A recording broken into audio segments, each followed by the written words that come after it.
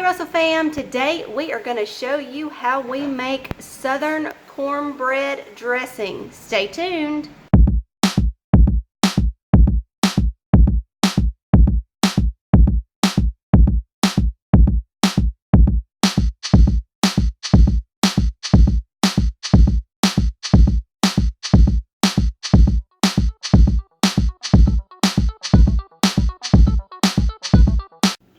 Alright guys, we are back, and like Becky said earlier, this is dressing. If you live north of Tennessee, y'all probably call this stuffing.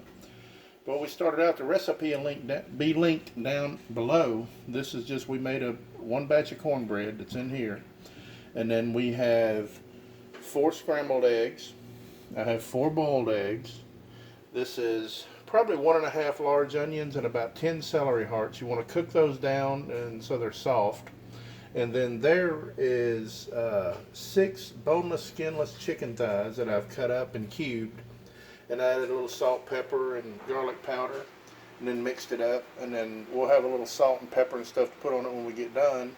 And we're using some chicken broth, so we're going to come up and I'm going to break this cornbread up. We're going to mix it all together, and then when I get back, I'll show you how we finish it up.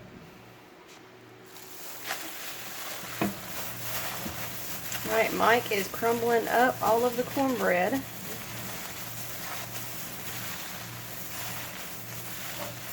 This is the fun part. And you see he's wearing plastic gloves. We love these. They are so awesome. They're like $6 a thousand, and then you never cross-contaminate.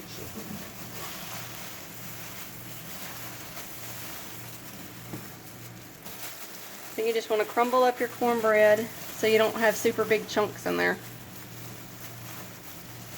And my favorite part is the brown part. It's going to be pretty tasty. It is tasty. I hope this pan's big enough. We may have to go with a larger pan. Okay. Cornbread is tasty. I sampled a bite earlier. Yeah, we follow the recipe on the back of the cornmeal, but we also add a 1/4 cup of bacon drippings with it, and man, that makes it good. So we just want to get this until it's all powdered down, and once I get it all done, we'll come back and start mixing it, and I'll show you how we put it together. Alright, I'm adding the celery and onion. And this is our Fizzler Adamant skillet that we did a review on. I'll put that link down below.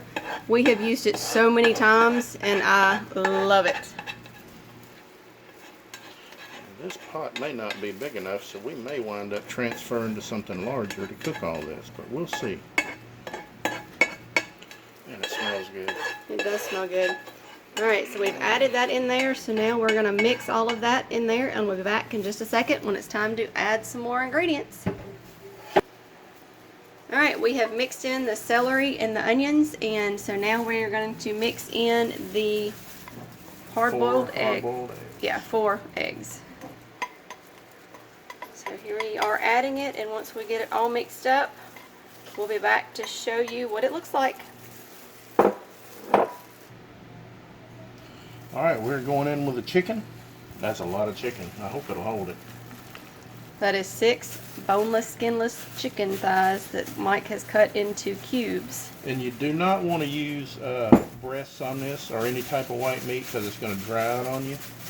And we need the fat from this dark meat to keep this dressing moist. And there's nothing worse than biting into sandpaper. So follow this recipe and I promise it'll make you a hero. Alright, well we're going to get everything mixed up, and once we get the chicken mixed in, we'll be back to show you what it looks like. Alright, we've got the chicken all mixed up in there. Now Mike is adding the 4 scrambled eggs. And you just got to get some gloves on and mix it by hand. You got to get dirty on this one. Utensils do not work. The best way to do it is just to get in there and get it done.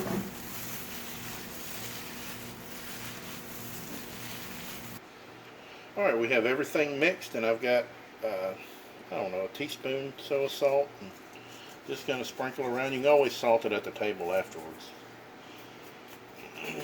But that should be pretty good. I'm going to add some pepper. And we can go a little heavy on this top side because I'm going to show you once I put the broth in and this mixes up, it's not going to be that heavy in pepper. So go ahead and don't be afraid to shake a little on it.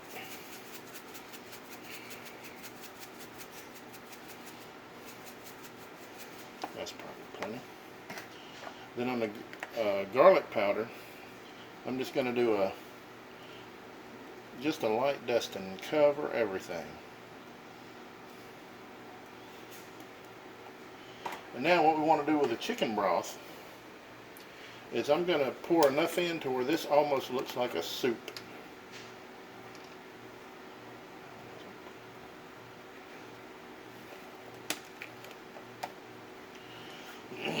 So I'm just going to add a little in, maybe a half cup or so, and then I'm going to have to stir it because you see it's starting to pile up. So we just got to work this in until it becomes almost a soup. So I'm going to work on this, and then we'll check back in a second and I'll show you what it should look like so you don't have to sit here and watch this whole process. Alright, I have stirred in the broth a little bit at a time, and I didn't use quite the whole thing. I think I used probably about 24 to 28 ounces. And you just work it in slowly, and what you want is this to look like almost a gel. And you see that, just work it to where it's kind of, you know, almost disgusting looking, but I'm telling you, it's going to be good. So what I'm going to do next is I'm going to cover this with foil, and I'm going into the oven at 350 for a half an hour because we got raw chicken in there, and I want to make sure that raw chicken gets cooked, and I want that fat to render in that dressing. And then once we do that, I will take the top off, and I will go to probably 400 to 425 for about 15 minutes to brown it off. But as you see here, I'm just mashing it down, and I'm going to cover it in foil, and I'll come back and show you when it's done. Alright, we have wrapped it tight in foil, and with the foil we went shiny side down, and we have covered this completely, and we're going into the oven at 350 for a half an hour. And you want to put a pan under it just in case anything drips so you don't have a big mess in your oven. We'll be back. Alright, we just took it out of the oven, and now Mike is taking the foil off.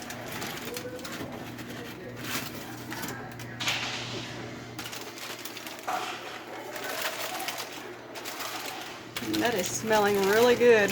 Now we will go back to a hotter oven to finish the cooking and brown it off. Alright, and we'll be back. It's been a second, but we did check it. It got to 180, which is what we were shooting for. It's sitting here a couple of minutes, but you want to get it till the center is 180 degrees. It still looks juicy. Brown around the edges. Yeah, we're done. Oh yeah. I have no doubt the chicken is done. And we're going to let it sit here a minute, and so it doesn't dry out when we cut into it. Probably about 10 or 15 minutes, then we'll cut into it and eat it. Alright, Russell fam, if you enjoyed this video, give us a thumbs up. If you're new to our channel, welcome. I will leave a description I will leave the recipe in the description below with all the times and all the details of everything you need. So don't forget to smash that like button and subscribe. And don't forget to get off video games, go outside and have some fun. Bye!